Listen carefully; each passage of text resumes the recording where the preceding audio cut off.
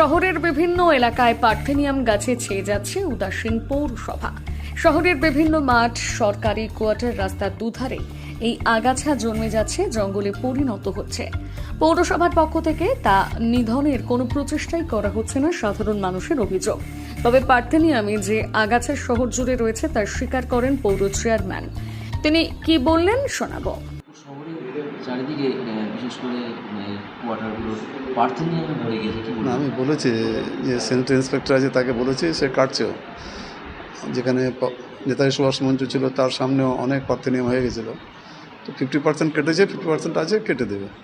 সবগুলো পার্থেনিয়াম গাছ যত আছে টাউন এরিয়ায় সব কেটে ফেলবে। পার্থেনিয়াম তো খুব অসুবিধা হয় এবং অসুবিধায় বলি সব কেটে ফেলবে, বলে দিয়েছি আমি। খুব তাড়াতাড়ি লোক লাগা আছে। যে ইসলামপুর শহর জুড়ে পার্থেনিয়ামে ছেয়ে গেছে, কি বলবেন? হ্যাঁ, আমরা সকালবেলা এখানে আসি একটু ফ্রেশ অক্সিজেন নিতে, কিন্তু দেখছি যে ইসলামপুর শহর জুড়ে এবং আমরা যে এখন হাই স্কুল মাঠে আছি এখানে পার্থেনিয়াম ছেয়ে গেছে। পার্থেনিয়াম হচ্ছে এমন একটা ক্ষতিকারক গাছ যার পোলেন বা পরাগায়ন থেকে কিন্তু মানুষের ক্যান্সার পর্যন্ত হতে পারে। তো আমাদের মধ্যে সচেতনতা বাড়াতে হবে।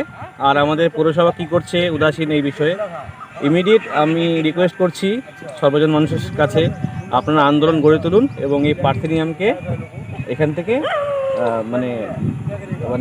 পার্থেনিয়াম গাছকে এখান থেকে মুক্ত করতে হবে, তাহলে আমরা ফ্রেশ অক্সিজেন নিতে পারবো। কী নাম আপনার? পার্থেনিয়াম কোনোভাবেই ভালো না। বিজ্ঞানগতভাবে যদি বলা যায়, পার্থেনিয়ামের অপকারিতা অনেক অনেক অনেক বেশি। কারণ পার্থেনিয়ামের যে ফুলগুলো হয়, সেই ফুলগুলোর যে রেণুগুলো সেগুলো বাতাসে ছড়িয়ে পড়ে। সেই রেণু যদি নাকের প্রবেশ করে তো তার মাধ্যমে হাঁপানি সহ বিভিন্ন ধরনের রোগ হতে পারে।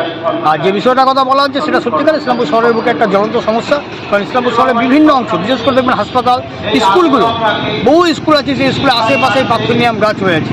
সমস্যাটা হলো স্কুলের পক্ষে হয়তো পার্থেনিয়াম গাছগুলো একবার তুলে ফেলা সম্ভব, কিন্তু ওই যে এটা তো দীর্ঘমেয়াদী বিষয়, তুলে দেওয়া হচ্ছে, কিছুদিন পর আবার হচ্ছে।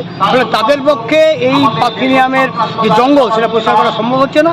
ফলে পৌরসভা বা প্রশাসনের পক্ষ থেকে যদি দীর্ঘ কোনো ব্যবস্থা হয় যাতে পার্থেনিয়াম গাছ আর হবে না, সেরকম কোনো ব্যবস্থা নিতে পারলে খুব ভালো। নাহলে এটা কিন্তু বিভিন্ন ধরনের রোগের কারণ বর্তমানেও হচ্ছে, আগামী দিনে হয়তো আরও বৃহত্তর আকারে নিতে পারে। আপনার নাম? আমার নাম জয়ন্ত দে।